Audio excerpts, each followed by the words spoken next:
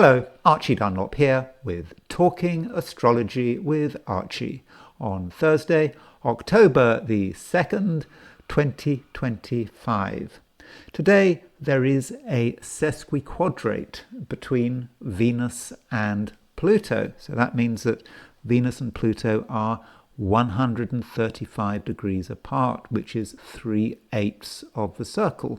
I regard this aspect as being potentially significant, and in this video I want to look at the meaning of this aspect and also what it might signify if someone has it in their chart, or if you have an event which coincides with this Venus-Pluto sesquiquadrate. Though I'm not just going to be looking at Venus-Pluto sesquiquadrates, I'm also going to be looking at Venus-Pluto semisquares, because sesquiquadrates and semisquares should in theory operate in pretty much the same way.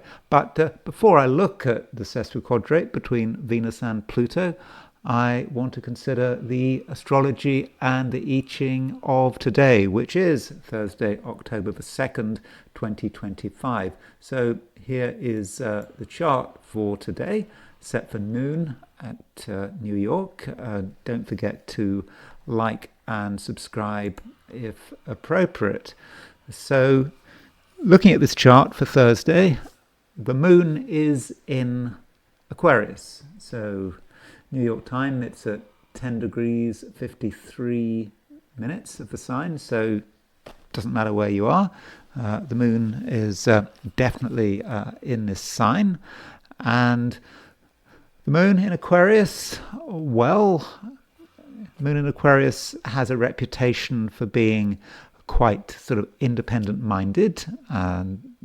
Aquarius is ruled by Saturn, and so it's not a particularly emotional placement for the moon, all things being equal. And the moon can represent sometimes our defense mechanisms. What do we do if we're not sure what to do? How do we respond in a confusing situation? And the answer might be that we perhaps try to be fairly detached. We don't want to be emotionally involved. But the moon in Aquarius is making a square to Mars. And, this moon square Mars could be problematic. It is in fixed signs.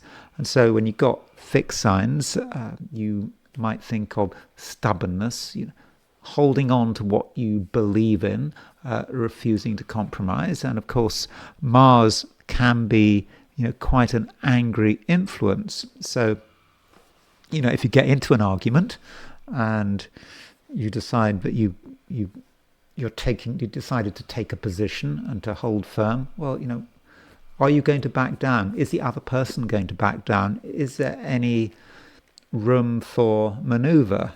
Well, it can be difficult. Though, while this is happening, the moon is making a trine to Mars. Making a trine to the sun. So that is certainly easier. So the moon, what happens is the moon makes a square to Mars, and then it makes a trine to the sun. And, moon trine sun is a much more reasonable aspect than moon square Mars. Moon square Mars might be about the inability to compromise, but then moon trine sun might be the search for solutions. A word I often use when talking about trines and sextiles between the moon and the sun is harmony. The sun and the moon are the lights, the most important bodies in the sky. And so when they're in fortunate aspects, that tends to bode well. And this moon trine sun is in air signs, moon in Aquarius, sun in Libra. So there is room for maneuver, and also there is room to talk. So if you feel that there's no possibility of compromise, well, you could try to talk. Even if you believe that there's just no chance of agreement, you could at the very least agree to disagree. And Another aspect we've got is Venus sesquiquadrate Pluto. And I'll be talking in much greater detail about Venus sesquiquadrate Pluto later in the video. But if we think about Venus sesquiquadrate Pluto, it can be quite an obsessive aspect. Pluto, traditionally is a planet that can be associated with obsession, taking something very seriously.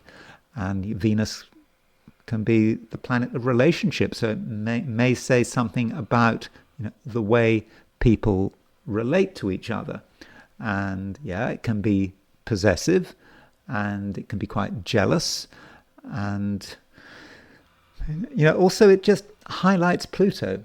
And Pluto, a lot of us are still getting used to Pluto being in Aquarius. We just had Mars square Pluto. I mean, arguably Mars is still square Pluto, but I think that Mars square Pluto last week seemed to me to just emphasize Pluto in Aquarius. Certainly from a sort of a UK perspective. We had, what did we have in the UK? Well, we had Keir Starmer announcing digital ID cards. And then in my last video, I talked about, George Galloway being arrested at Gatwick Airport on Section 3 of some sort of counter-terrorism act. He might be a threat to Britain's security. And so, that's very Pluto in Aquarius, the state trying to intrude in people's lives. And so maybe with Venus sesquiquadrate Pluto, we'll get further reminders that Pluto really is in Aquarius. But, don't worry, I will be talking much more about Venus sesquiquadrate Pluto, certainly at the end of the video, and also when I look at what's going on for the 12 signs. So that's a position in New York. If we set the chart for Sydney, Australia at noon, Moon is at 3 degrees Aquarius at noon in Sydney. It's going to be in a fairly similar position if you're in New Zealand or in East Asia. So earlier in the sign, and indeed really, really early in the morning, before dawn, you will find that the moon is in Capricorn, but unless you're a very early riser, I think you can really regard the moon as being in Aquarius all day long. And as far as what is the main lunar aspect, well, it's that conjunction to Pluto, and that moon conjunct Pluto, there might be something of a sort of grand trine in air feel, especially if you're in Australia. I think you might get that to an extent in other parts of the world, but I think particularly in Australia, the moon is making a conjunction to Pluto, it's making a trine to Uranus, and some things, might be flowing, but what is flowing? Moon conjunct Pluto, moon trine Uranus. These are sort of quite heavy-duty planets, and perhaps if you're in Australasia, you might feel that you're in touch with something. But at the same time, you may not be particularly prepared to compromise. That's something that everyone's going to share, wherever they are in the world. And moon conjunct Pluto can be about taking something very seriously. And maybe if you take something seriously, but you're also good-natured about it, you can maybe get other people to take it seriously as well. So that might be the way the flow works. And as far as the heliocentric picture is concerned, here is the heliocentric chart with the sun at the center of the solar system. Now, the Earth is still making a sesquiquadrate to that Mercury-Mars conjunction. I don't think it's as intense as it was yesterday on Wednesday, but it's still there. I think that many of us are going to want to look after our own best interests. Mars is quite defensive, and Mercury conjunct Mars, we may feel that we need to defend ourselves with our words. And if it's not us defending ourselves, well, maybe other people are going to be defensive.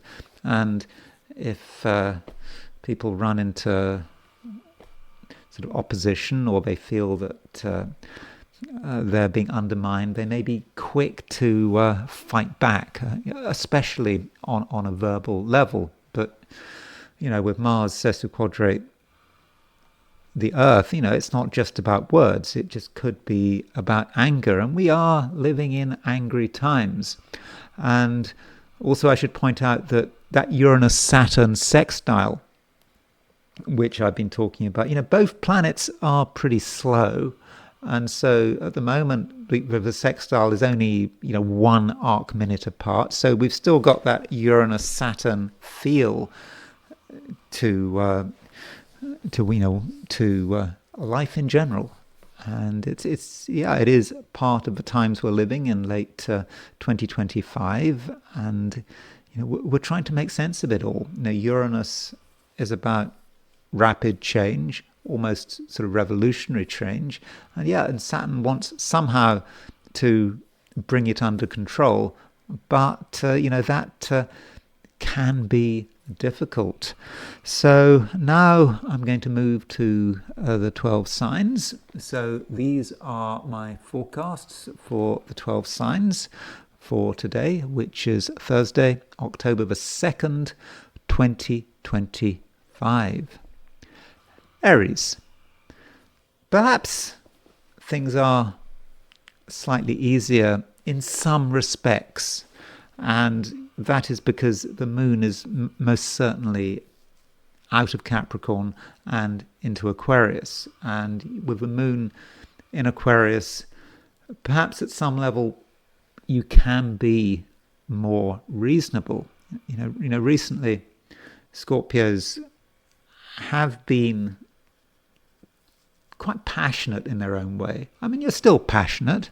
Mars is still moving through your sign, but perhaps you have the capacity to understand what makes other people tick. Maybe you're prepared to listen to them even if you don't entirely agree with them.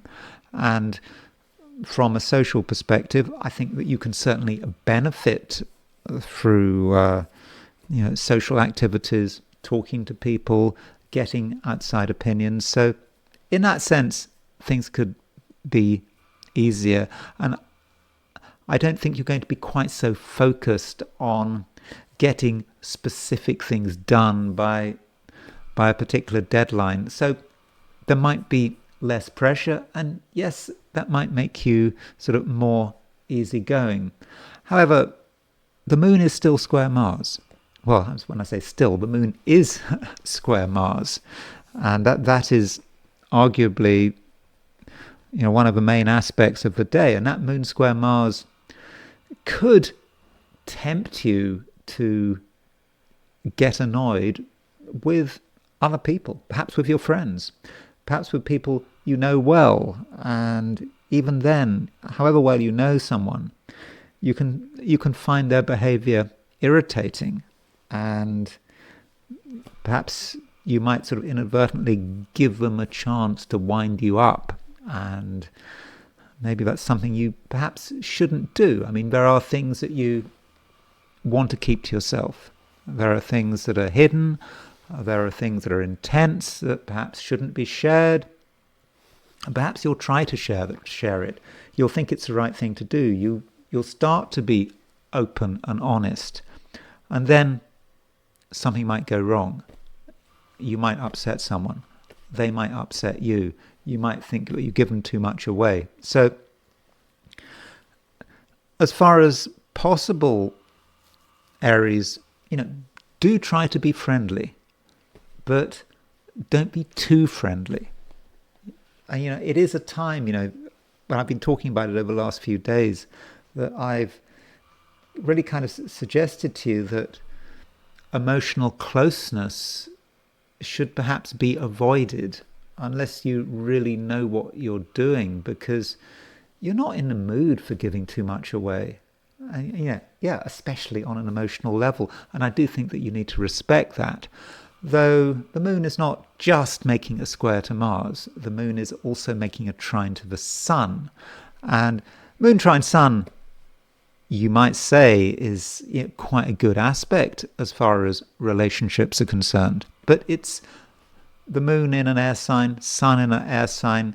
So when you think about a trine in air signs, you think about getting on with people, maybe getting on with particular people, but on a relatively superficial way. I mean, not getting involved in heavy emotions, getting involved instead with light-hearted conversation, not taking anything too seriously, and being able to move from subject to subject. And it's very important perhaps not to get stuck in any one place. And I don't just mean that in terms of physical location. Instead, I'm really focusing on what you are talking about. If you talk about one thing for a long period of time, then it might start to dig deep. It might start to raise issues that perhaps you don't want to deal with. But nonetheless, I think Aries, from a relationship perspective, it can be an okay day, provided you dwell largely at a surface level. And it's not just you who could be quite intense. It could also be other people. Remember, Venus is making a sesquiquadrate to Pluto, and Venus is a planet connected with relationships, especially in the Aries chart.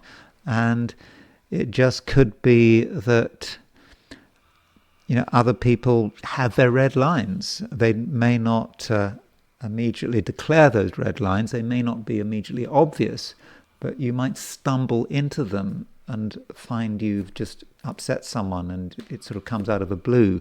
Or, alternatively, with Venus sesquiquadrate Pluto, someone might be jealous. They could be jealous of you.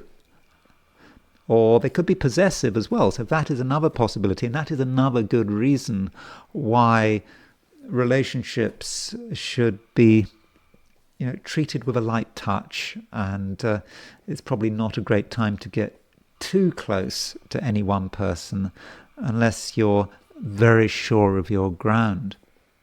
Taurus. The big aspect today, arguably, is Venus sesquiquadrate Pluto. This is an aspect I will be talking about in much greater detail later in this video. And as far as what this aspect means, well, you could say that Venus represents you.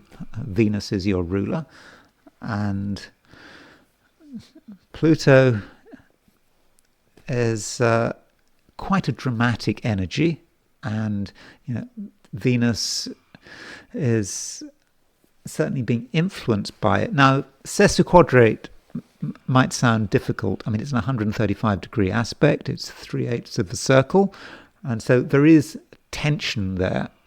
And it might be about your desire for power and control, wanting to do things your way, especially as Venus is making a conjunction to the South Node. It's getting quite close now, this Venus-South Node conjunction. It's about 2 degrees apart, and over the next day or two, it will be moving towards exactitude.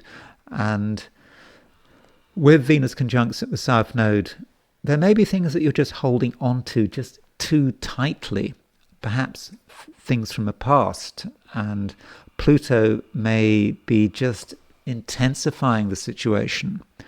And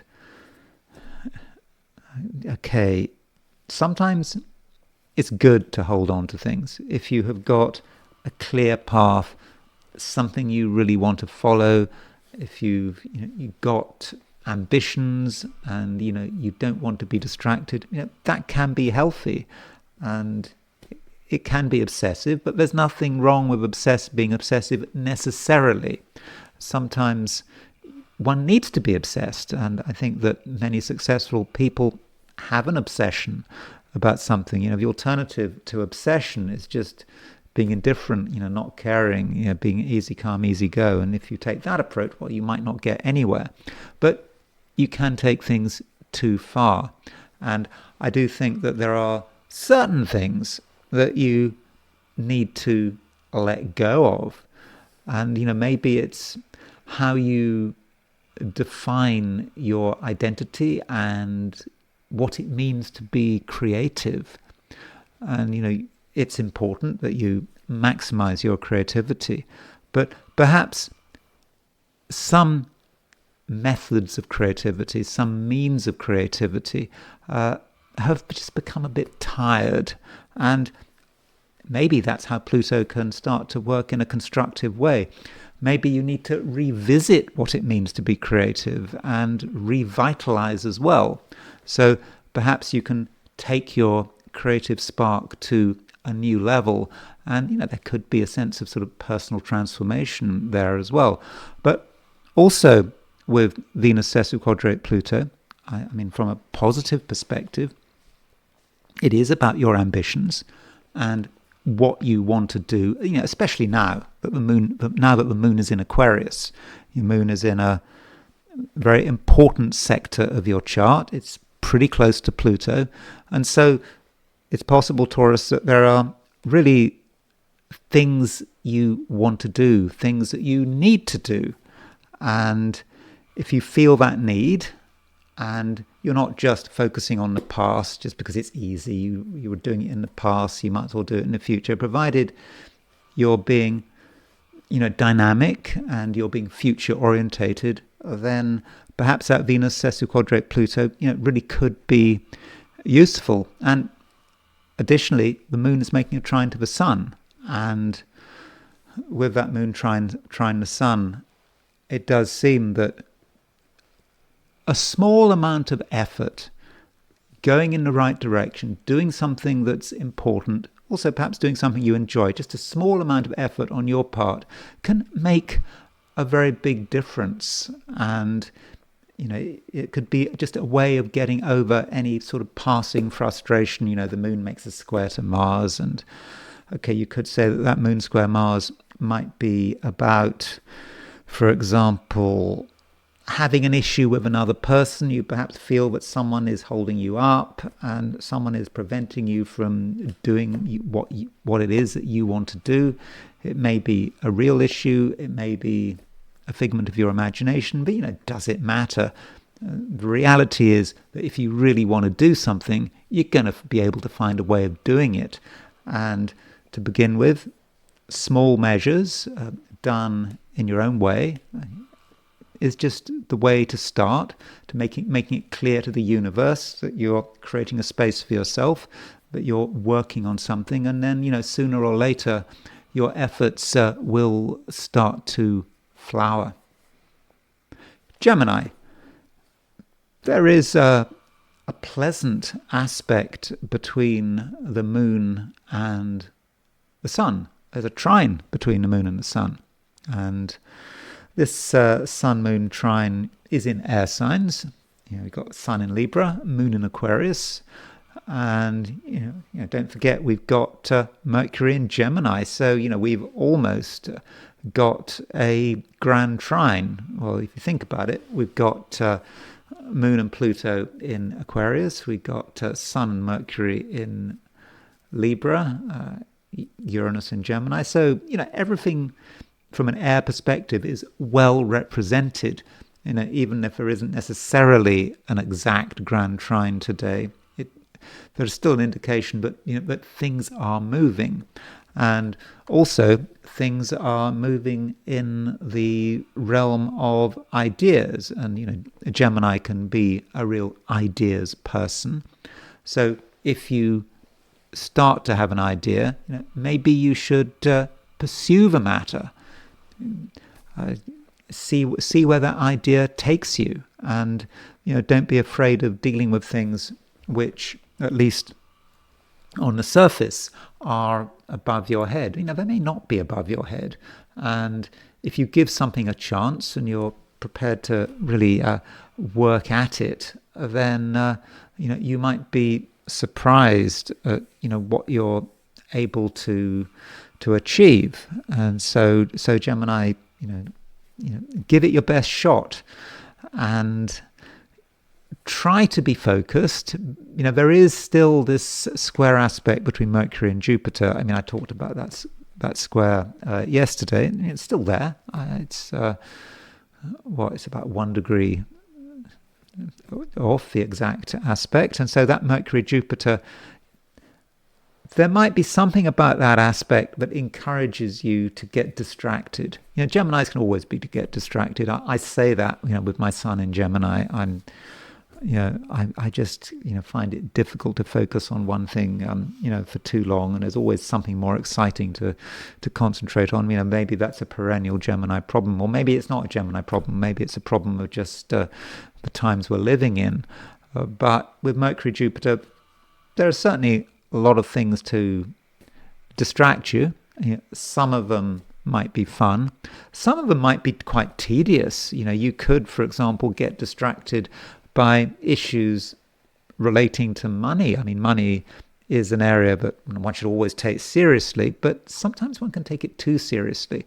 There's always a time to be worrying about money, but there are other times when we shouldn't be obsessed with, counting the pennies, and we need to allow something to develop before asking ourselves, for example, how much it costs. So, do give yourself free rein, as much as is possible. And so, with that approach, I think that today should work pretty well. And I think that you should have, a fair amount of freedom.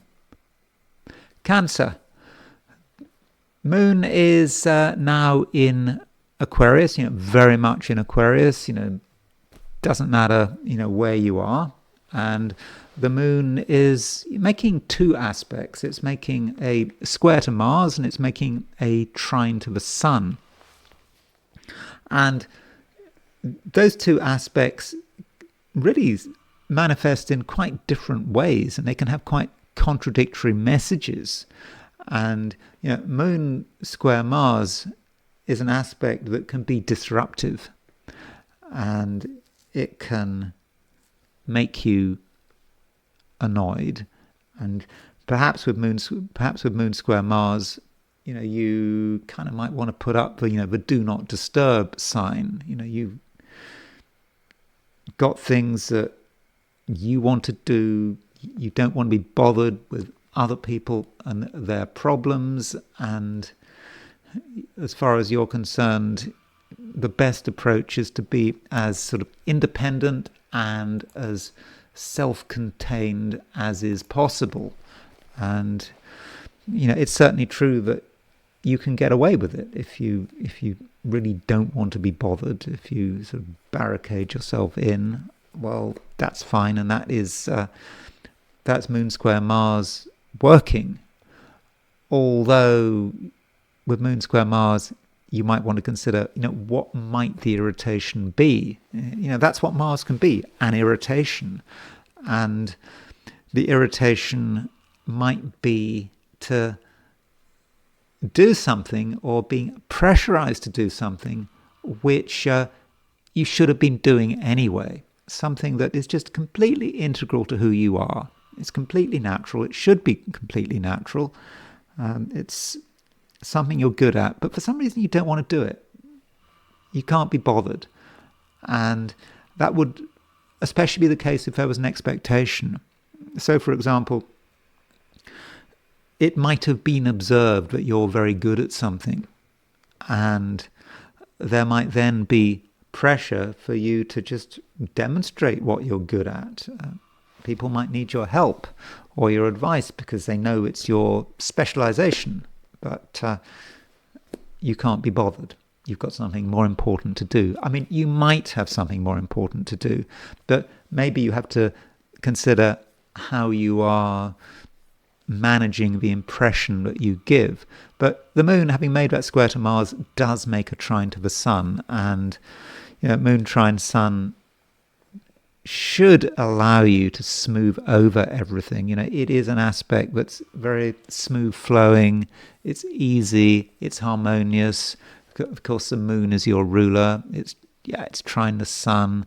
And so if you have a relaxed approach, perhaps a bit of a sense of humor might help as well, then you can regard any irritation that you might have, any disturbance, as something minor, and it's certainly not worth getting upset about. And I think that moon trine sun is something that you should really be focusing on. And remember that word harmony. Perhaps I overuse the word harmony when talking about moon trine sun, but it's a good word, harmony. And it's about feeling good about yourself, and it's all about the life force.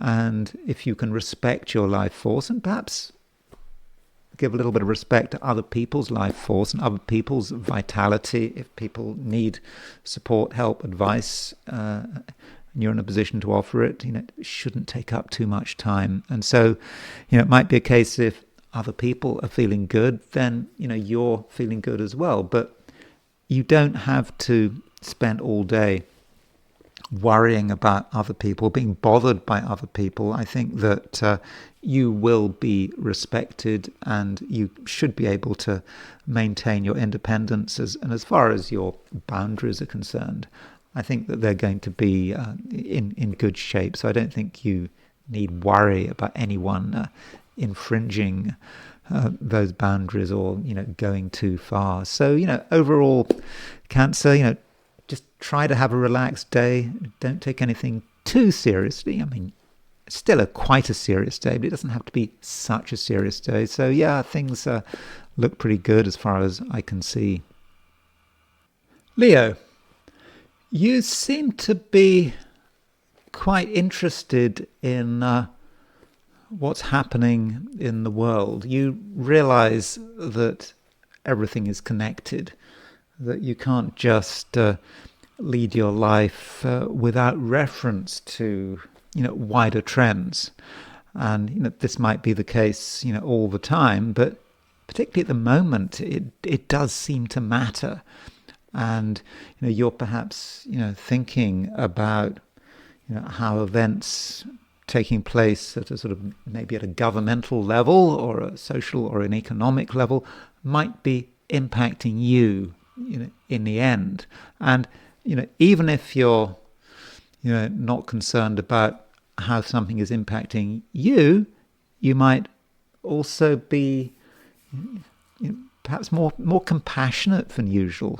Not necessarily compassionate in a super emotional way, but just being aware that other people, other groups are experiencing things which are pretty bad, and you're able to perhaps have an understanding of other people's suffering. Maybe it's just a logical understanding. It doesn't necessarily have to be an emotional understanding. But it is good, Leo, that you are connected, and that you're not sort of just putting up the drawbridge, taking the view that what happens to other people, doesn't matter, provided your patch of dirt is safe. No, you're not like that at the moment. And, it's perhaps further intensified by the fact that, the moon is now in Aquarius, your opposite sign. And so, with the moon in Aquarius, pretty close to a conjunction of Pluto, well, especially early in the day, especially if you're in Australia or New Zealand, that moon-Pluto conjunction could be having an impact on you. But with the moon in Aquarius, you can see the other side, the other point of view. So, you could say that this contradicts some of the usual ideas about Leo. Leo perhaps has a certain reputation for, thinking about itself, for being perhaps egotistical, but that's not the case at the moment. And the more you can take into account other people, the better, because I don't think there's any danger of you being overwhelmed. It's not like that. We're not talking about anything too emotional. And so, at the very least, from a humanitarian and compassionate point of view, your ability to understand other people, other groups, really is important. But it might also be useful from a self-interested perspective. It is a time where, if you want to make progress, however you perceive progress, you can't just do it on your own in a completely selfish way. I mean, this. And by considering, what other people are doing, what other people are thinking, it's just going to help. And, furthermore, there is a trine between the moon and the sun. The moon moving through Aquarius, moving through your opposite sign, making a trine to the sun, because the sun is your ruler, does just create a feeling of just movement. And this movement is primarily intellectual, perhaps social as well. It's not, I wouldn't have said it's emotional movement, and it perhaps just allows for an exchange of ideas, but also it makes you feel comfortable up to a point. One reason why you might not feel comfortable is because you're aware that other people might be in pain. I mean, other people may be somewhere else, somewhere, another country, another continent. So you're not going to be 100% comfortable, 100% complacent, I'm all right, you're all right, everything's fine. No, it's not like that. But you can be comfortable, with other people. You know what to do, you know what to say, that it's important to listen. And I think that, people are going to appreciate your ability to listen and to understand. And so it's a day, Leo, when I think you are very connected. Virgo, you know that nothing is entirely straightforward, and that things can't always be taken for granted. I mean, things can happen, especially if you leave them to chance. So if you just assume that things will just work out in their own way, all by themselves, well, then you might end up disappointed. But you're not going to sort of drift off on flights of fantasy. That's not going to happen. You're not going to make assumptions.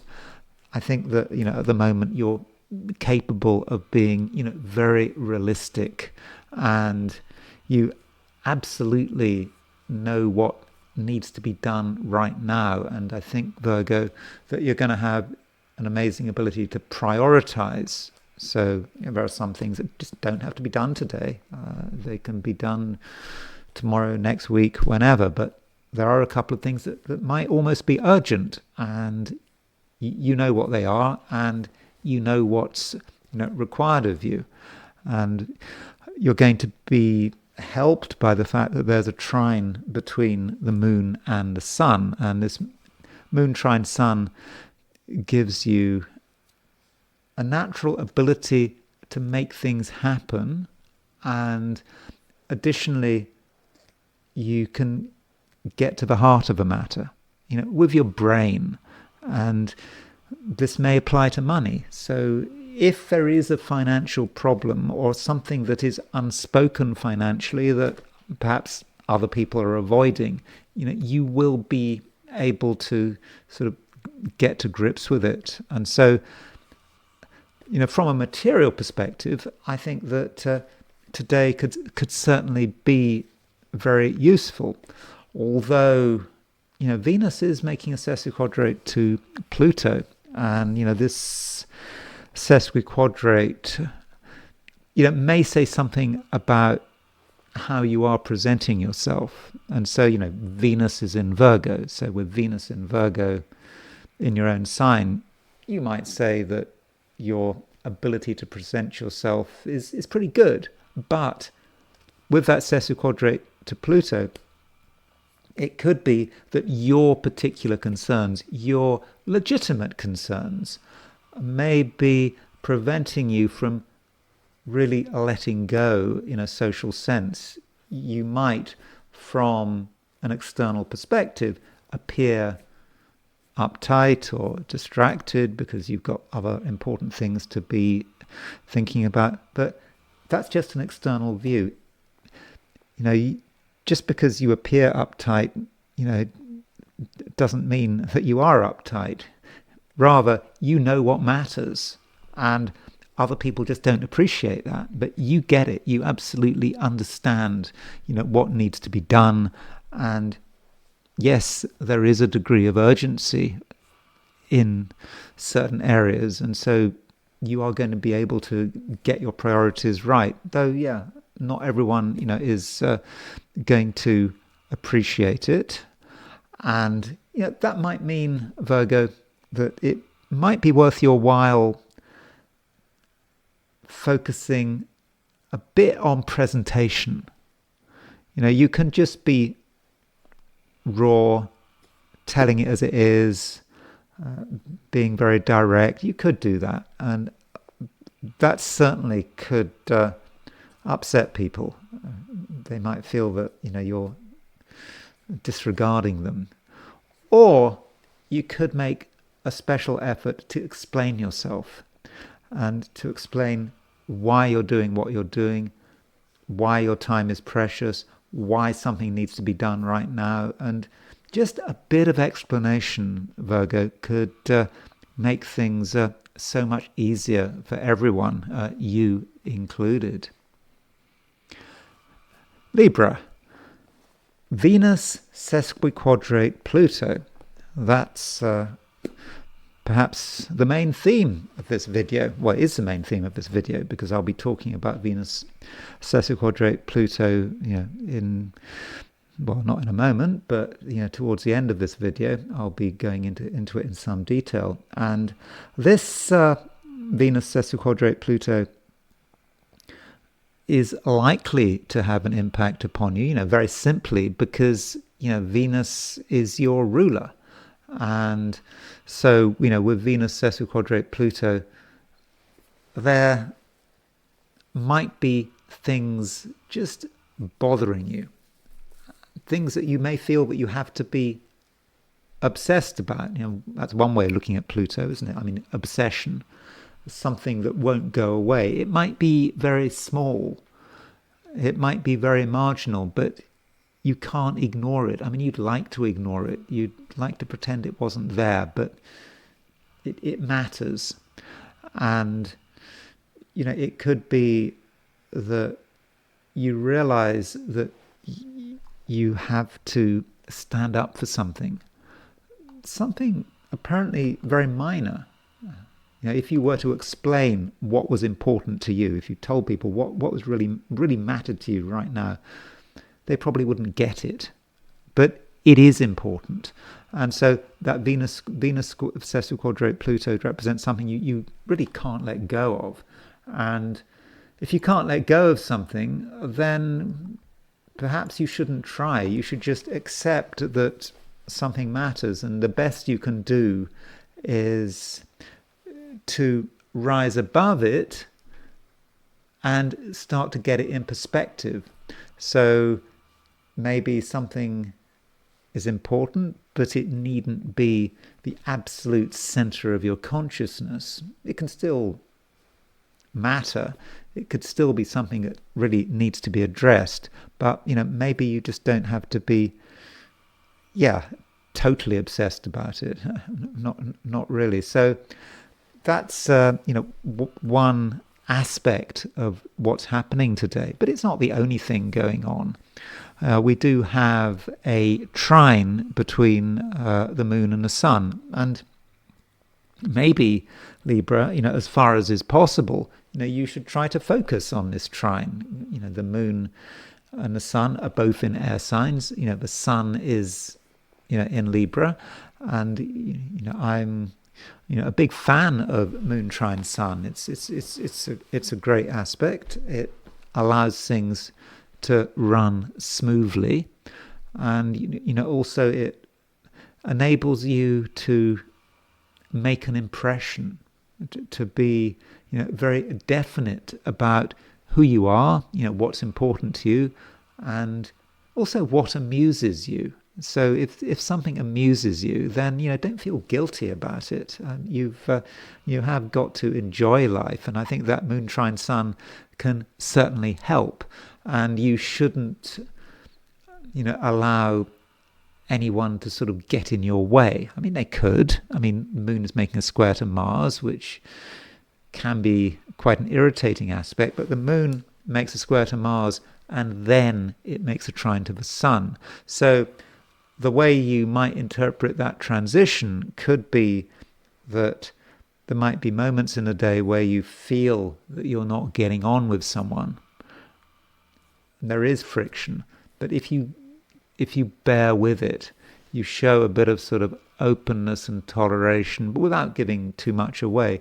If you can do that, if you can bear with it, then the situation should slowly start to resolve, and that moon trine sun, will start to kick in, and in the end, there could be just this general feeling that there really is flow. So stay with it. I think that really does matter. And as far as relationships are concerned, moon trine sun is quite a harmonious aspect, and that does provide some flow, some interpersonal flow, provided that you and the other person are on the same wavelength, you're working in the same way, you're amused by the same things. But with that moon square Mars, it's just possible that not everyone is on your wavelength, that someone has concerns that really don't interest you. I mean, they might be very important concerns, but right now you're not ready to deal with them. So if you find that anyone is being sort of too pushy, they're really trying to get you to pay attention to something and you don't want to pay attention to it, then maybe you should just accept the situation, and it's not a time to allow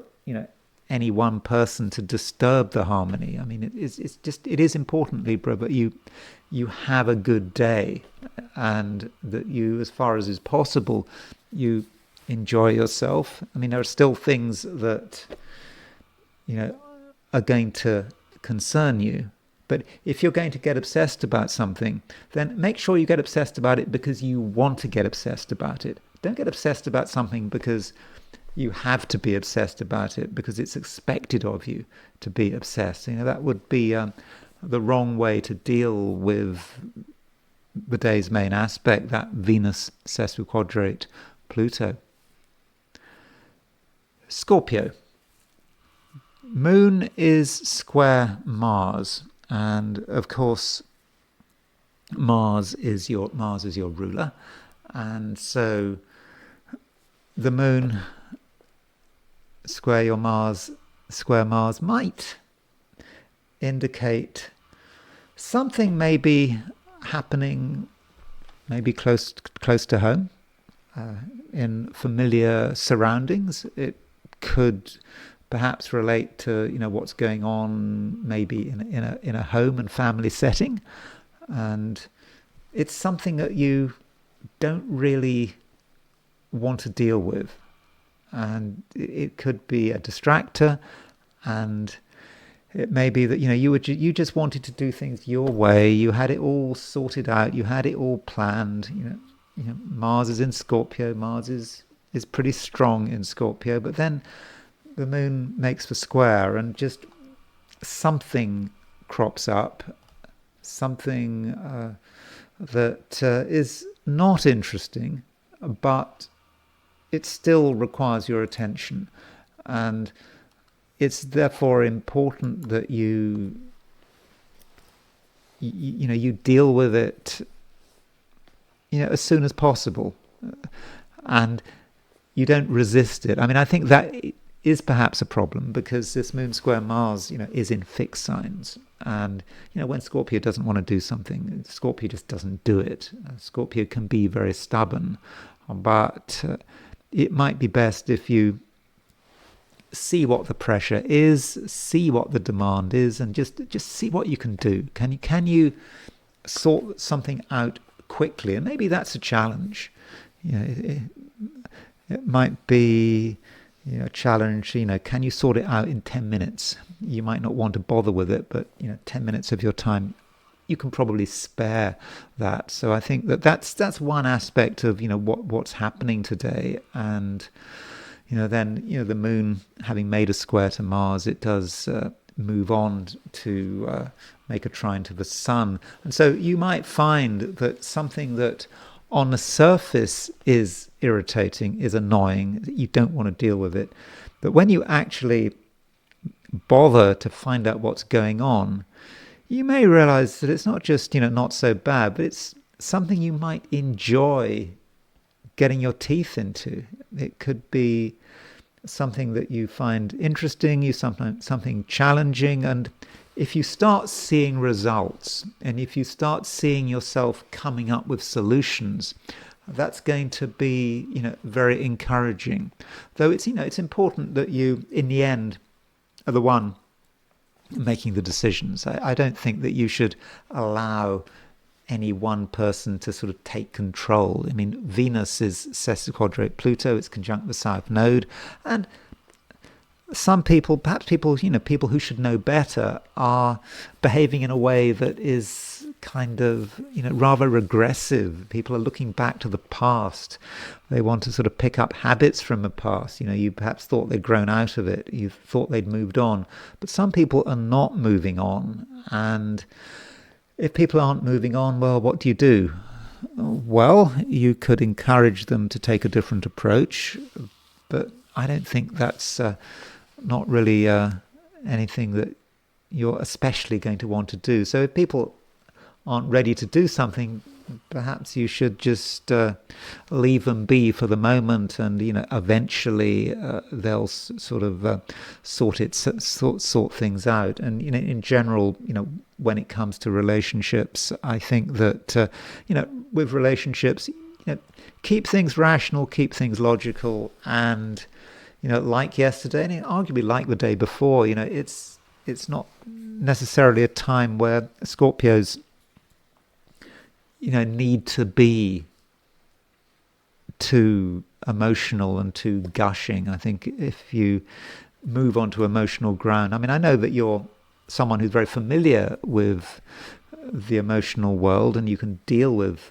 emotions, but having to deal with emotions in a sort of a public way, or having to express your feelings, whether it's in a group or in a one-to-one session, in a one-to-one setting, I don't think that's really for you right now. I mean, still, you have your emotions, you have quite deep emotions, but perhaps at the moment you don't really want to share them. Sagittarius, it might be a good idea to be patient today. And the reason for that is that first impressions might not mean much. So, for example, you might think that today is difficult. You might find that people appear to be difficult, that things aren't working. And, as a result, you might be inclined to, place blame, jump to conclusions and reach the conclusion, that it's not your fault, but it might be someone else's fault. There may be circumstances that are being made much more difficult by other people's intransigence. Now, you may be right. Not everyone is helpful, and there's certainly scope for things getting tense and people, holding firm to what they believe in and also resisting change. But, it might be a temporary situation. And if you do find that other people are being difficult, you shouldn't just assume they're always going to be like that. And you should, also consider the possibility that, there are several ways of doing things. And if you start to run into difficulties, you feel you're running into a brick wall, then maybe you should start to harness your natural flexibility. Remember, Sagittarius, it's a mutable sign, and because it's mutable, it's into variety. It can move from sort of one thing to another, and perhaps you can be persuasive. Perhaps you can be persistent at the same time, and just allow things to develop. So you might then find that a difficult situation, or indeed difficult people, start to change as the day progresses and become more accommodating. And that is a very good reason not to jump to conclusions. And also, Sagittarius, it's a good idea to hold on to what makes you special. And perhaps if you look at what makes you special and your special abilities, the things you're really good at, then you focus on them, and they get respect. Now there are other things you can do which you might not be quite so good at. You might be quite adequate at them, but maybe other people can do them better. And if someone can do something better than you, well, just let them get on with it. And certainly don't make it into an area of conflict. Different people have different skills, and these skills can manifest at different times, and perhaps manifest at different times of the day. And I think that there will be a moment when you just have a chance to show what you can do, and once you do get that chance, it's all very easy, and things start to work. And from a social and relationship perspective, things also start to work. And matters are helped by the fact that the moon is making a trine to the sun, and I think that this moon trine sun in the end is going to allow you to relate very well. But it just might take some time before this moon trine sun really comes into its own. At the beginning of the day, it might seem that there just isn't much scope for agreement, that there are things you're not happy about, you're frustrated about, and that's why it's important to be patient. You've got to just stick with it.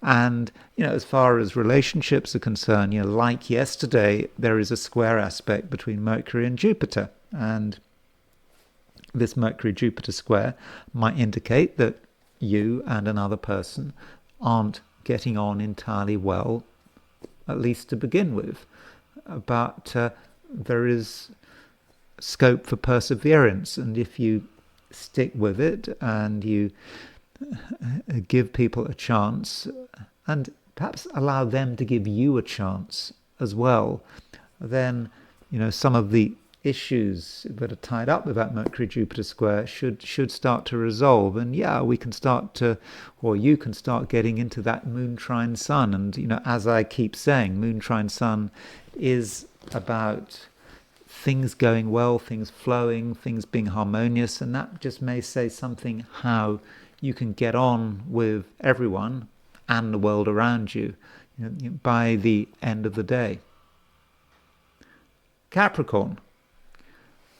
The sun is, of course, still moving through Libra, and with the sun moving through Libra, it is a time when you should be thinking about what you want and what kind of impression you want to make as well. And the moon is making a trine to the sun. In the moon trine sun, it's a good aspect. I think it's the best aspect of the day. I don't think it really has much competition. And this moon trine sun for you, Capricorn, is something quite down to earth, even though it's in air signs. Sun in Libra, moon in Aquarius. In spite of that, it is quite grounding, and it does allow you to concentrate on the things that matter, such as ambition, success, and money. But because it's in air signs, maybe you have a chance to explain, not just to other people, but perhaps to yourself as well. So, if you have something that you want to do, then you might have a chance to really talk about it. And it's possible even, Capricorn, that through some sort of verbal exchange, not necessarily with another person though, I mean it could be with yourself, you start to understand things. And perhaps that's the benefits of having a trine aspect in air. Air is about ideas and thoughts and words, and also you can talk about your concerns, you can articulate your concerns. If, for example, something of a financial nature is bothering you, then you can be open about it. And I think that in many cases, you're going to make sense. And at the same time, Capricorn, you're not going to be boring.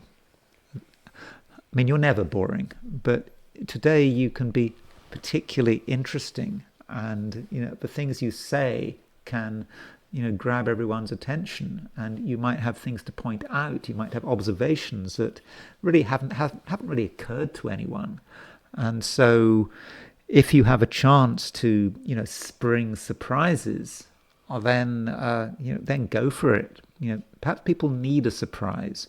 Perhaps people have taken things for granted, and they thought they'd worked it all out, and they thought that you, of all people, would understand that they'd worked it all out. And maybe also, you being a Capricorn, some people might have misread you. They might have assumed that, everything was straightforward, that you were straightforward, that,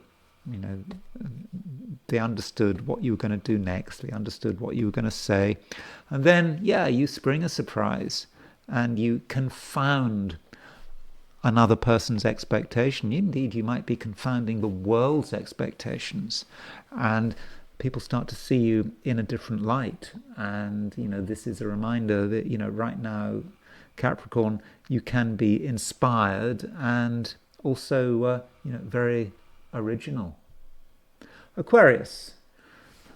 Moon is making a square to Mars. It's also making a trine to the Sun. And, these two aspects are both in their own way pretty fortunate, though in different ways. I mean, the Moon square Mars is more dynamic. It's certainly not as easy as the Moon trine Sun, but the dynamism is something that is needed. With the Moon being in Aquarius, you now have a strong sense of yourself, and perhaps also a sense of your own importance. And when I say a sense of your own importance, I'm not suggesting that you're being arrogant or that you have airs and graces. Sometimes you need a sense of your own importance, and perhaps especially if you're an Aquarius. Aquarius is the opposite sign to Leo, and Leo is a very sort of ego sign, and Aquarius is sometimes perceived as being more sort of socially orientated, more objective, and that's perhaps why the Sun in Aquarius, I mean, I don't know whether you've got the Sun in Aquarius, you might have the Ascendant in Aquarius or Moon in Aquarius. I'm not quite sure how you're reading these 12 signs, but certainly with the Sun in Aquarius, it's seen as being weak in Aquarius. It's in its detriment. And maybe if you think about it from a Northern Hemisphere perspective, when the Sun is in Aquarius, this is of course usually in the depths of a winter. It may not be the winter solstice, but usually things are the coldest in the Northern Hemisphere when the Sun is in Aquarius, and so you're not generally known to be someone who is arrogant, and you can be, in your own way, quite sort of retiring and detached. But with this moon square Mars, you do have a chance to really reveal yourself and, show your hand. And, you do need at some level to be noticed, because you've got something to offer, and at the same time there are things you want to get done, there are things you want to achieve. And Mars is in Scorpio, and Mars is still in early Scorpio, but it's not going to stay in Scorpio forever. By the beginning of November it will be moving out, so you've got just over a month to make the most of Mars in Scorpio. And I think that with the moon making a square to Mars, that perhaps gives you the impetus to make changes, and perhaps to put yourself first. And that is absolutely fine at the moment. And then the moon, having made a square to Mars, it makes a trine to the sun, and so that's another fortunate aspect. And the moon trine the sun, it's the lights, the sun and the moon, the most important bodies in the sky. They're making a favorable aspect. It's healthy, it's life-giving, and you not only have a powerful sense of yourself, but at the same time you are aware of others, and you want to get on with people, you want to make other people happy. I mean, not like you're giving anything away or you're compromising, it's not like that. You want there to be a flow, for things to be easy, for people to respect one another. And with this moon trine sun, that could say something about relationships and how they flow over the course of a day. So moon square Mars trine sun might be that relationships need a bit of work, and there might be some tension, there might be some misalignment with that moon square Mars, but then the moon trines sun and things start to move. But it's movement, not really in terms of emotions or feelings. It's more about a movement in terms of ideas, and perhaps people with different ideas and different plans can find some kind of accommodation. Pisces, I think it's important today that you don't allow anything to bother you. There's no need to get worried about anything, to regard anything as being too significant, and don't allow yourself to be pressurized, and do think about other people and their influence on you. One thing that is happening today is that Venus is sesquiquadrate Pluto. Venus is also making a conjunction to the South Node, and Venus is of course in Virgo. It's in your opposite sign. South Node is in Virgo, your opposite sign. And so it might be that some people are not especially helpful. At least their line of least resistance could make them difficult. If people just do what comes easiest to them, then they could become a problem.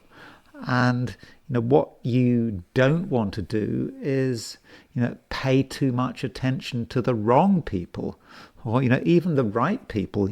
People might be right, they might be fine most of the time, but today they might not be on great form, and they could be making demands which, strictly speaking, you don't really have to give in to. And so Pisces, it's another day when you need to be thinking about yourself. That is absolutely okay. And just a reminder, North Node and Saturn are in your sign. I mean, I have been telling you this quite a lot recently. I mean, I think that part of that is because Saturn has moved back fairly recently. When did it happen? Sort of a month ago, when it moved out of Aries back into Pisces. But it's it is a big change, and it's something that you might, still be getting used to. I mean, it's not going to be in Pisces forever. Next year it will move into Aries, but for the moment it's it's important that you do make that special effort to put your own interest first, and to ask what is it that you have to contribute, what is it you've uniquely got to contribute. If you spend too much time worrying about what other people are thinking and doing and saying, then you might lose sight of your own special contribution. And at the moment, Pisces, you've definitely got a contribution to make, and it's to do with who you are and what makes you different. And difference does matter. Difference is maybe sometimes you forget this. Pisces is a water sign. Everything merges with the tide. One molecule of water merges with another, like a shoal of fish. The shoal of fish, the whole shoal of fish moves in the same way. In a fraction of a second, the shoal of fish turns to the left or turns to the right, or whatever it has to do. But there is scope for sort of discernment here, and thinking about how you are different from another person. What differentiates you, and that's something that is worth thinking about. What is that special insight you have? Indeed, what is that special gift that you've got? And it's okay to be unique, and you shouldn't feel that you're being pushy or arrogant. No, you do need to stand out in your own way, but you don't have to make a big fuss about it. You just have to be firm, and you mustn't let other people distract you. And some people, as I've already said, they could be distracting.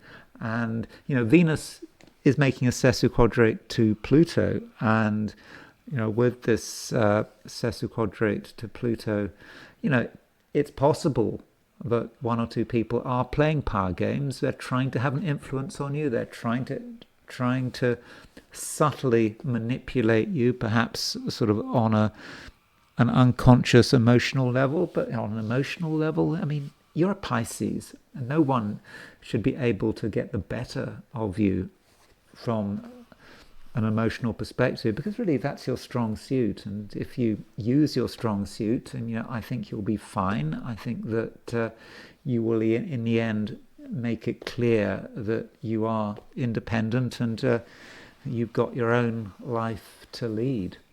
And those are my forecasts for the 12 signs, and it's now time to look at things from the viewpoint of the I Ching. So I ask the question, what is Thursday going to be like for those watching the I Ching section of this video? And the first hexagram I got was hexagram number 42. Now, 42 is about the principle of increase, getting more of something. And you could perceive that as being about money. I mean, it depends on how you're coming into this reading. If you feel that this is a time where you want more of something material, then why not? There should be an opportunity there, especially if that is your number one priority. But it may not be your number one priority. So, what is it that you want more of? And when we think about increase, we should always think about the previous hexagram, which is 41. So 41 in the I Ching is decrease, 42 is increase. And you could say that there is a natural relationship between increase and decrease. If you want to increase, you have to let go of something. You have to create a space. But I don't think you have to do anything. I think that this is a time when you are on the up, when your virtue is increasing, your wisdom. People are noticing you, and whatever it is that makes you special, that makes you good, that makes you, a worthwhile person to have around, it is on the up.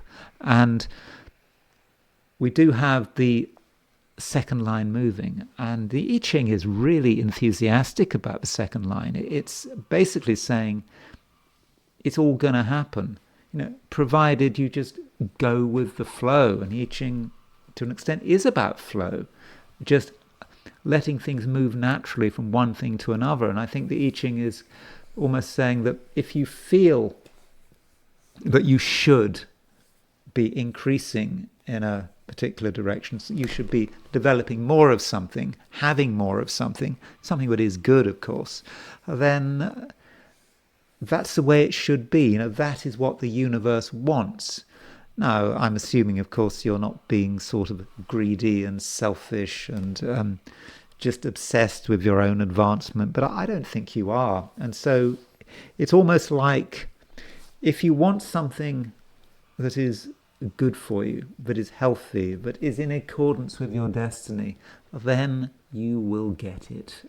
And the universe will make sure that you do. So that second line is really fortunate, and it does indicate that something is coming your way, and something is coming your way that is good, and it's just completely organic. Now, we do have a second line moving, so that means that we move to a second hexagram, and the hexagram we move to is hexagram number 61, which is inner truth. It's a hexagram which is very balanced. It's got symmetry, and it's got that whole at its heart. And I see that inner truth having that hole, having that gap, having a space. That is the space for something to happen, for something to come your way. So that links very well with the previous hexagram, increase. Perhaps you have let go of something. There's been some decrease, but because there's been a decrease, that raises a possibility of increase. And so that is good. And you also, inner truth, you get it. Perhaps there's something you've been trying to resolve in your head, hasn't always been clear, but now you can not just tell yourself what is true, but you can explain to other people as well. So people are going to just respond to you. And one thing about the Wilhelm translation says about inner truth, that even pigs and fishes understand, because the I Ching is, for some reason, is saying that pigs and fishes are the two animals that are just most difficult to get through to. But yeah, even the pigs and fishes get it. So everyone gets the truth, and perhaps everyone gets the truth that you are trying to push out. And as far as you're concerned, you certainly get it. And there is this balance, and I think that just by letting go of something, and also by resolving in yourself what is important, because when we talked about the previous hexagram, increase, there was this question, increase in what? And perhaps you start to get your priorities right. And maybe it's not money that matters, it's just something else, something more valuable from money, and you can get it, and you can get the increase you're looking for. And and it links back to the inner truth. You understand what is important. And I want to finish by looking at the sesquiquadrate between Venus and Pluto. It is a break from politics. I've just had sort of, I think, 2 videos talking about the UK, and you're probably bored of the UK by now, particularly if you're not from the UK. And so as far as this aspect is concerned, that picture on the thumbnail, that is Pluto. I know it looks rather like the moon, but it is in fact Pluto. So let's look at the chart of the Venus-Pluto sesquiquadrate, the exact moment it happens. So here it is, and Venus and Pluto in his chart, they're exactly 135 degrees apart. So this happens at 10:20 this evening in London. So that would be 5:20 this afternoon in New York, or 5:20, which would be 2:20 in California, and even earlier in Alaska and Hawaii. Now, if you're in Australia or New Zealand, then the Venus sesquiquadrate Pluto, won't happen until Friday. But they're still in orb, and so Venus sesquiquadrate Pluto. Sesquiquadrate, I mean, that is, as far as I'm concerned, an important aspect. 3/8 of a circle, and it's part of that sequence of manifestation. You go from a conjunction at 0 degrees, sort of 180 the opposition, 90 the square, semisquare and sesquiquadrate. Semisquare is 45 degrees, 1/8 of a circle, 135 degrees, 3/8 of a circle. As far as I'm concerned, semisquare and a sesquiquadrate are the same aspect. They have the same dynamic. They are 1/8 of a circle, 3/8 of a circle. I don't think there's any way in which we can really distinguish between the two, although of course a sesquiquadrate, the planets will be further apart. And so with Venus sesquiquadrate Pluto, I often have to sort of interpret Venus-Pluto aspects, and I sometimes find that I'm kind of going through the motions a bit when I talk about Venus-Pluto in isolation. I say something like intense, possessive, jealous, passionate. You can throw out the words, and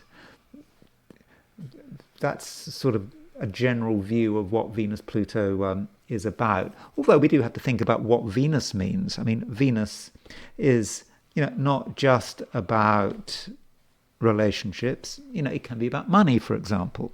So Venus sesquiquadrate Pluto could be a concern about money, getting obsessed about money. And so Venus semisquare Pluto would have, a similar message. It would just be really concerned about it, and that would, in an obsessive way. And as far as the Venus, the relating side to it, Venus semisquare Pluto could be a time of passion, someone being passionate. But because we're dealing with Pluto, Pluto can often work in two completely different ways. I mean, Pluto can, at the same time, be someone who is not passionate. It doesn't appear to be passionate at all. Perhaps because Pluto is holding something back, and Pluto is not intensifying Venus, but perhaps appears to be weakening it. Maybe Pluto is afraid of Venus, doesn't want to get too close. So that is a problem with Pluto, which I don't think that Uranus and Neptune have in quite the same way. And I think that, Pluto can be perhaps a more difficult planet to interpret. Now, as far as this particular aspect is concerned, I do think it does link in with Pluto and Aquarius. And as I said at the beginning of this video, it may just be that Venus sesquiquadrate Pluto is emphasizing Pluto. For some reason, Pluto is strong at the moment. I sort of mentioned last week there's a lot of focus on the UK and civil liberties in the UK, and in other parts of the world, but the constant focus right now is on the UK. And that Mars square Pluto, in a UK perspective, that was pretty close to when the government announced that they were bringing in digital ID, which was really highly controversial announcement. But it was just Mars square Pluto, Mars emphasizing Pluto. I also sort of pointed out that when sort of in Nazi Germany, they announced that they were introducing the Kennkarte, which was the identity papers that people had to carry in Nazi Germany. That happened, I think it was the 22nd of July, 1938. when there was an exact Mars-Pluto conjunction. But that was in Cancer, so that was perhaps a bit different. Visits Pluto in Aquarius. I mean, Pluto in Cancer, you could say, is more about protecting the state. Cancer, it's quite a nationalistic placement.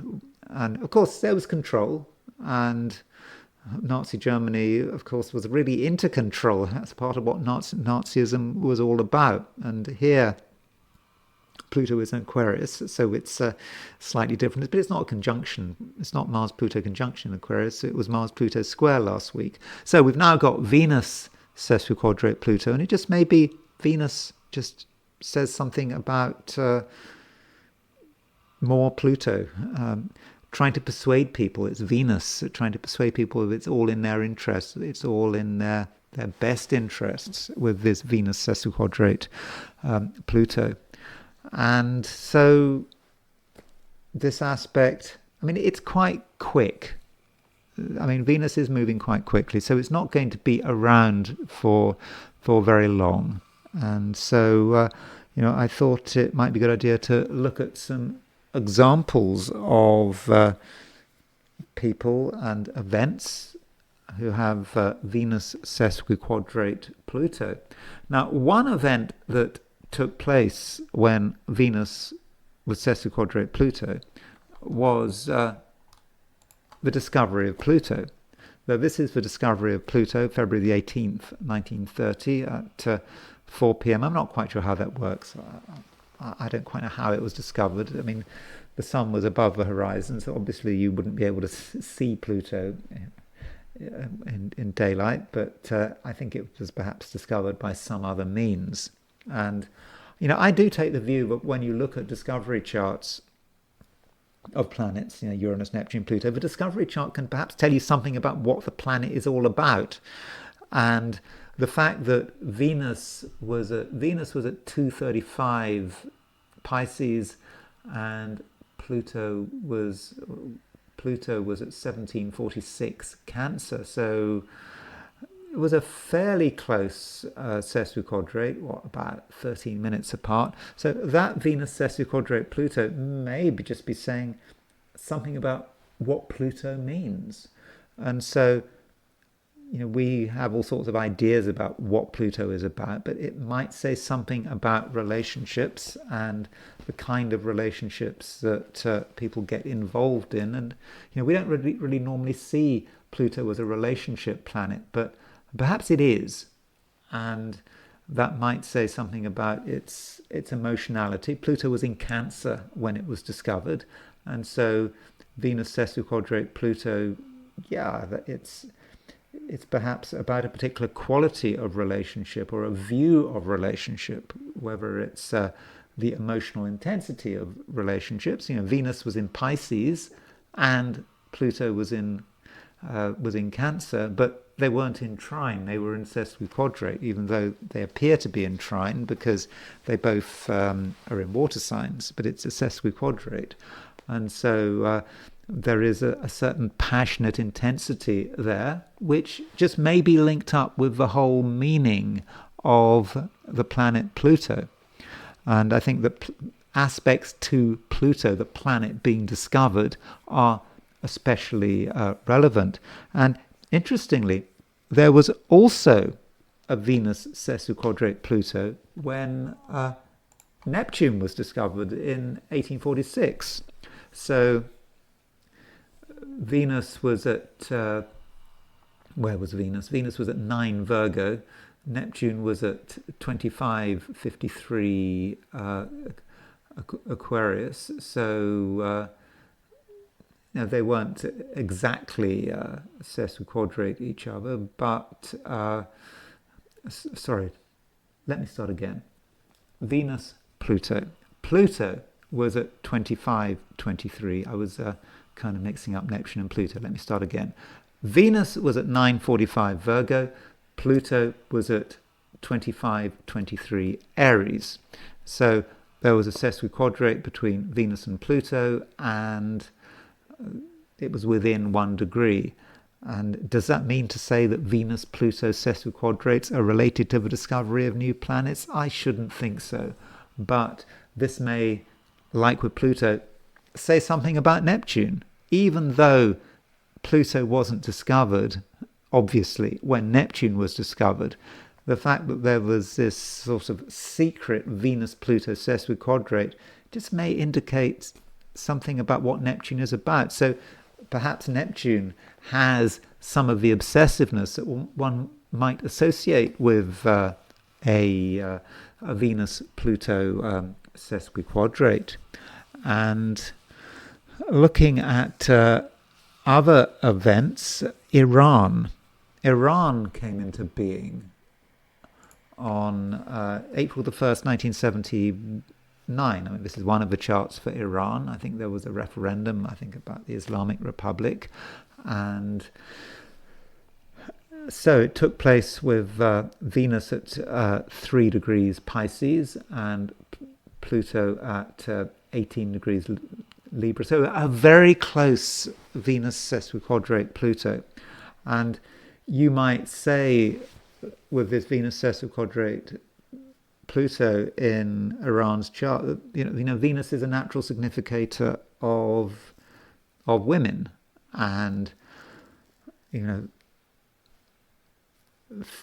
women's rights in Iran, it's always been an issue, hasn't it? And well, certainly since the fall of the Shah, and I don't know a great deal about Iran, but head coverings and how women are treated, it's kind of different. I mean, women are allowed to get involved in politics. I think there are vice presidents of Iran that are women, but still, the issue of the rights of women in Iran is very important, and it may be sort of quite obsessive. Venus sesquiquadrate Pluto. It just will not go away. It's something that's sort of coded into the system of the sort of Islamic Republic. And it may talk about other things. I mean, Venus is a planet of art, and the question of art and culture and how you display your art and whether or not it's okay with the Islamic world. So that could be an issue, but I don't really know enough about Iran to really comment on it.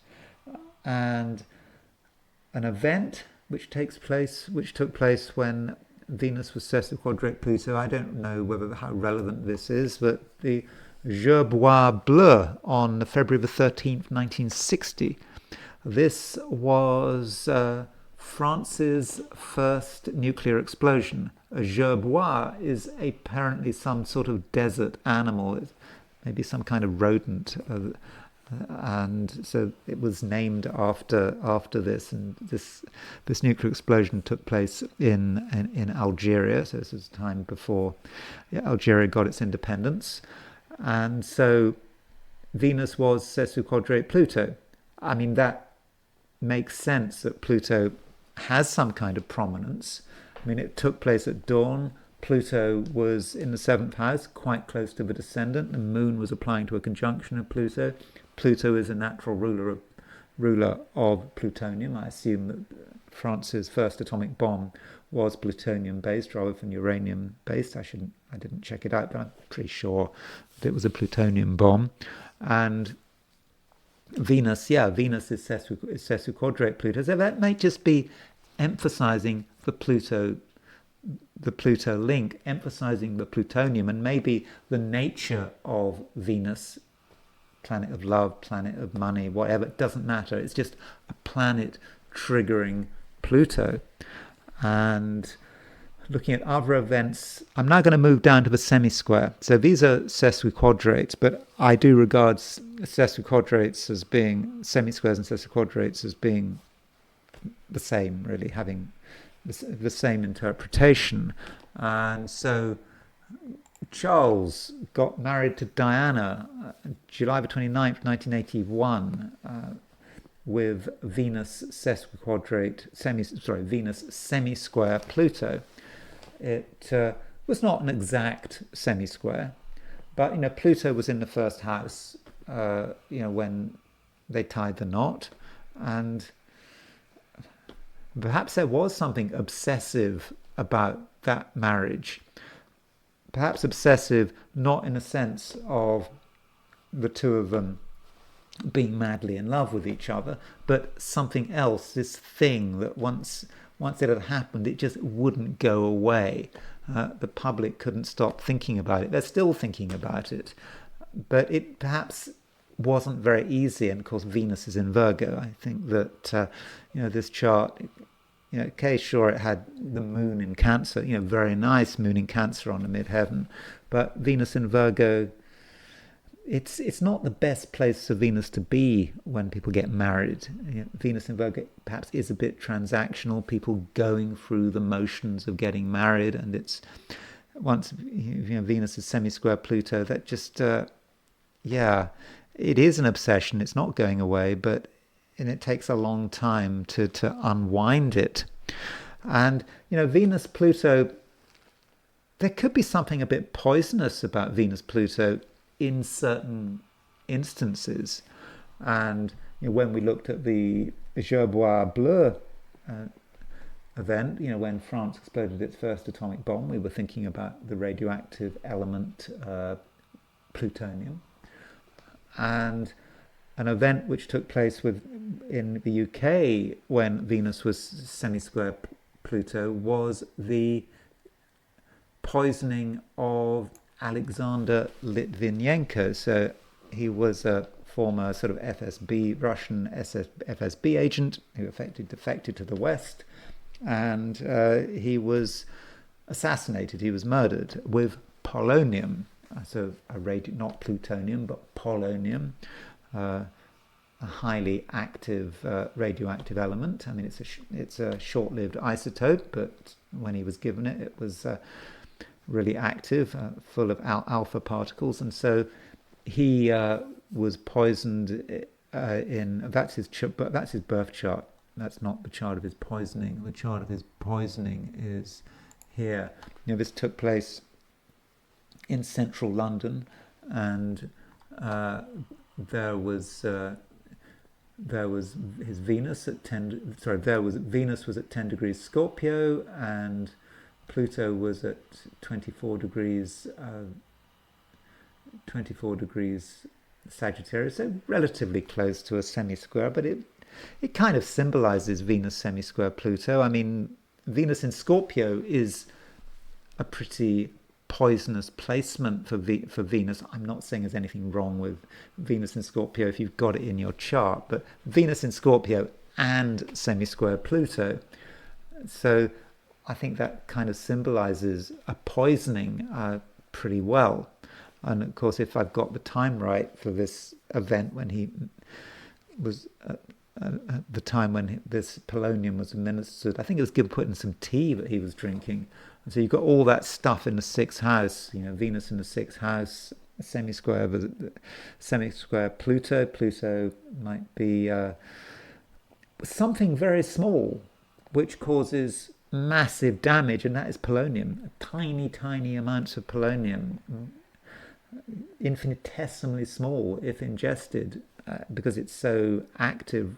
It just destroyed his system, and so that might just be a way in which Venus semi-square Pluto might have been working. And what if an organization has got Venus semi-square Pluto? Well, one organization that has Venus semi-square Pluto is the CIA. So the CIA came into being on, I believe, September the 18th, 1947, and Venus was pretty close to a semi-square with Pluto. And we saw with the poisoning of Litvinenko, but things that are undercover. And likewise, that might be what the CIA is doing. Venus is a planet of relationships. It's a planet of getting on with people. It's a planet of persuasion. And perhaps that's a lot of what the CIA does. And Venus semi-square Pluto and you don't forget, it's not just Venus semi-square Pluto. The moon was at 14 degrees Scorpio. Well, I don't know when exactly it came into being, but whether it was, at the beginning of the day when the moon was in the Thur combustor, but certainly the moon was in Scorpio, possibly square Saturn. So I think that Venus linking with those two, again, I think that fits rather well. And then there are people with Venus hitting Pluto by semi-square or sesquiquadrate. One person who apparently has it is Marco Rubio, the American Secretary of State. I don't really know much about Marco Rubio in terms of his personality, and his chart doesn't make a great deal of sense to me because I simply don't have his time of birth, and I don't find Marco Rubio particularly interesting. But for what it's worth, he does have Venus. He does have Venus sesquiquadrate Pluto. We don't know how close because again I don't have his time of birth. But with Venus sesquiquadrate Pluto, does this mean that he's capable of working away behind the scenes? I mean, he's a Gemini, so Gemini, he's able to have a fair amount of variety in his life. I mean, look at the problems he had with Trump in the Republican primaries in 2015, 2016, in the run-up to the election. Was it 2015 when it all came to a head? But in spite of all that, he's now Trump's Secretary of State, so he's enough of a Gemini to be able to sort of adapt. But he has Venus sesquiquadrate Pluto. Maybe there's just a lot that he's keeping to himself. Maybe he can't stand Trump, and he really resents him, Venus sesquiquadrate Pluto, but he's keeping it to himself. He feels it's the right thing to do. I mean, that's just a theory. I mean, I haven't a clue what he really thinks about Trump. And Venus semi-square Pluto, well, Dmitry Medvedev, he used to be president of Russia, and he has got Venus semi-square Pluto. Another chart I don't have a time of birth for. And he was born in the mid-1960s at the time of that Uranus-Pluto conjunction in Leningrad, what was then Leningrad. So he's got Venus semi-square, that Uranus-Pluto, and he is quite abrasive. He's become quite abrasive because, when he was president, he seemed to be quite friendly towards the West at the time. Perhaps more friendly than Putin. But now things have completely changed. I mean, if you look at what Medvedev is saying about the West, I mean, he's almost sort of bad cop to Putin's good cop. I mean, Putin is the moderate one. He's reasonable. All these people that think, it's all Putin's war. If only Putin would drop dead. Well, if Putin dropped dead, I don't know. I don't know about Russian politics. But maybe Medvedev would become president, and he's certainly much more of a hardliner in terms of foreign policy than Putin.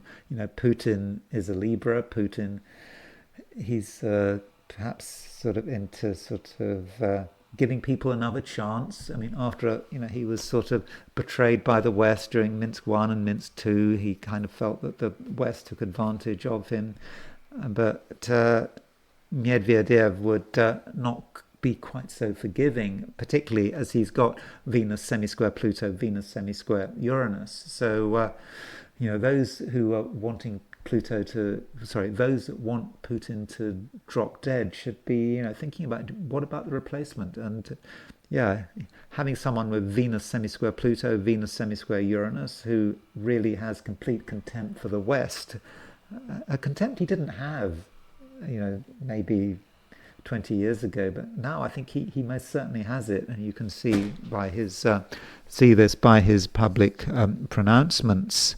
And finally, our old friend Keir Starmer.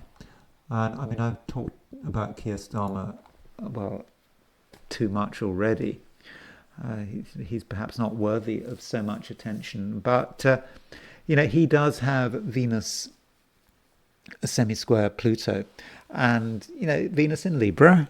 It's a nice Venus, but the Venus semi-square Pluto and Venus semi-square Sun, in his case, might just be making him awkward.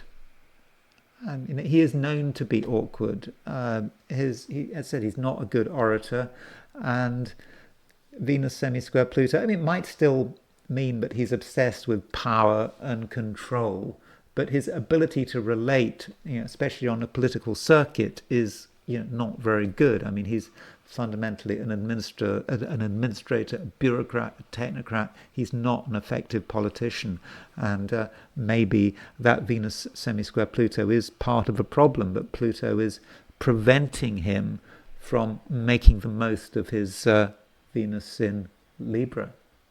So those are a few thoughts on Venus semi-square sesquiquadrate Pluto. I hope you found this video of some interest.